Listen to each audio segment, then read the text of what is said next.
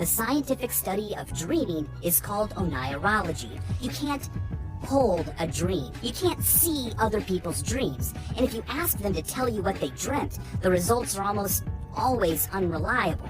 In fact, it's estimated that we forget 95% of the dreams we have, especially within the first 10 minutes of having them. But then, in 1952, something amazing happened. Researchers at the University of Chicago found a unique type of electrical activity that occurs during a certain stage of a person's sleeping. When researchers awoke people during this stage, they almost always reported that they had been dreaming. Also, at the same time, during this stage, people's eyeballs are going crazy, rapidly darting all over the place underneath their eyelids. During REM sleep, some pretty bizarre stuff happens. If you look at the electrical activity of a brain that is in REM sleep, it almost exactly mimics the way the brain acts when it's awake. The biggest difference being that the production of chemicals inside the brain, like norepinephrine, serotonin, and histamine, is almost completely blocked. And that causes the muscles to stop moving, which is why you can dream about flying or running around or fighting ninjas, but your body doesn't move. People who have a disorder achieving complete REM-atopia move around in their sleep and act out their dreams. They can even get out of bed and sleepwalk. Is that it's possible to wake up and not be able to move your body because you're still in REM-atopia. You're completely conscious and you know that you're awake, but your body is not ready to move. On the flip side, you can also be inside a dream and know that you're dreaming. This phenomenon is known as lucid dreaming, and it's particularly attractive because while I'm in a lucid dream, I can make conscious decisions about what I do.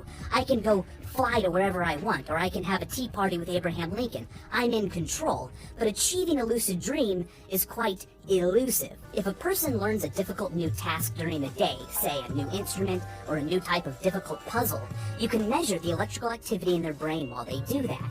And then, while they sleep that night, whether they know it or not, their brain replays those electronic impulses. Many popular theories about why we dream are variations on the idea that while we sleep, the unconscious part of our brain is busy organizing memories and strengthening connections from the day before that we need in the future while getting rid of the junk that would otherwise clog the brain. Now, so the theory goes, these electrical impulses are detected by our conscious brain, and our cortex freaks out and doesn't know what it means, and so it tries its best to create a cohesive story, creating a dream. This would explain why dreams are often so fantastic and seemingly random. They're not supposed to make sense. They're not an actual message from our brain. It's just the results of our cortexes trying to synthesize the noise coming from all the work being done back in the unconscious.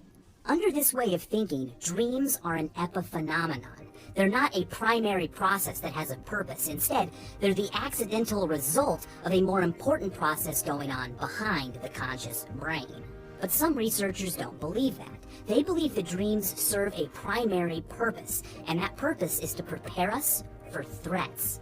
They think this because the most prevalent emotions felt during dreams are negative, abandonment, anger, and the most common of all, anxiety. The theory goes like this. Back when we were early humans especially, we had no idea what kind of threats we might encounter during the day. And so, to prepare us, our brain would simulate anxieties while we slept to make us better prepared for that feeling in the real world. So people who had terrifying dreams were better at dealing with anxiety in the real world and had stronger genes.